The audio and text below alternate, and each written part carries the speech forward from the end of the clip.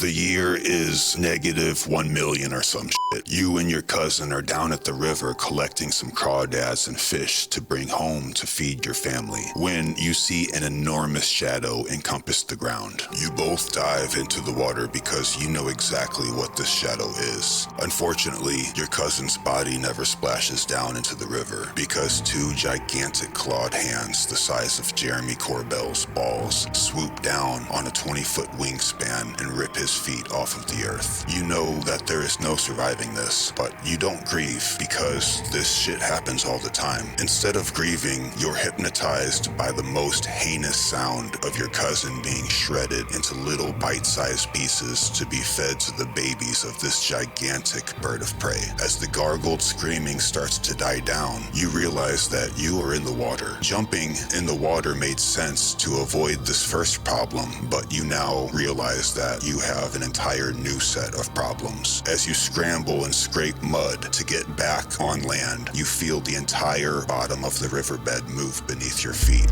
Again, you are well aware of this familiar and dreadful notion of everyday life, as nature's equivalent of a vice grip the size of a Greyhound bus clamps down on your pelvis and begins spinning in the form of a barrel roll. While spinning, your head comes up above the water for just long enough for your body to be slapped back down into the water, completely knocking the wind out of you, because unlike your friend who was eaten alive, you are lucky enough to be drowned instead. As you are somewhat relieved by that notion, several other smaller versions of this vice grip clamp down onto your hands, arms, knees, feet, and ass. It turns out this gargantuan crocodile also had babies. Just as you lose consciousness, you realize the irony that being fed to these offspring is not any different from what you were going to do with the fish and the crawdads that you were collecting that day. Not once during this absolutely mortifying ordeal did anything cross your mind along the lines of credit scores, bills, jobs, schooling, and certificates. Because here, in this place and time, you are not a person, you are food. Welcome to the everyday life of the early Denisovans and many other species of human beings that have mysteriously went extinct. But for those who survived, a day came that was a total game changer that would set the course of life in a completely different direction for your entire species. Through primitive grunts or brassly drawn symbols on stone, word spreads that there is a way to be completely immune from this brutality of Foodchain. Later that week, as you approach the glowing light that so far in your life has been merely viewed at a distance, you realize that this glow is not trying to eat you like the rest of the world is. Being no longer afraid but respectful of this ominous glow, you realize that every other creature on this planet is deathly afraid of the flame, but you no longer are, and you and your kin settle down to get warm near this newfound sanctuary. You find peace for the first time, a peace in which you didn't even realize you could experience. For the first time, your species were within a bubble that would not be penetrated by the monsters surrounded you. You can keep your eyes fixed on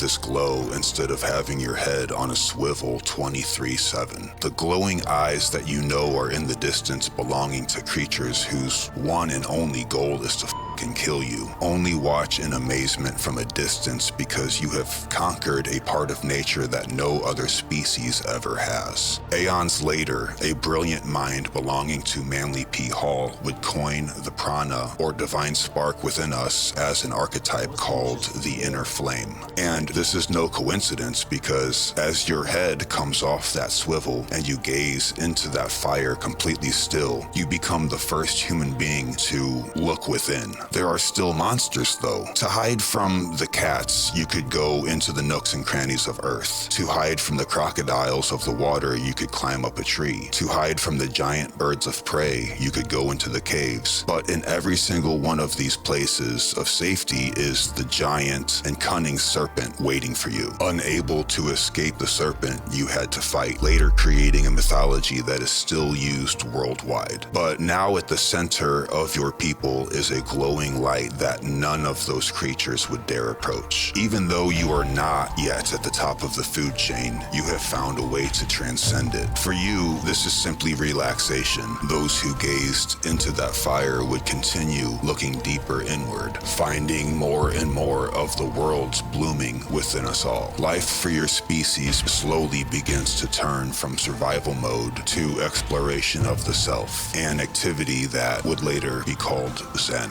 The world that we all live in today has an entirely new kind of monster. A monster that, instead of eating our flesh, wants to consume us by our toils. But being that we are the same as our ancestors were, there sure as is a way to transcend these monsters as well.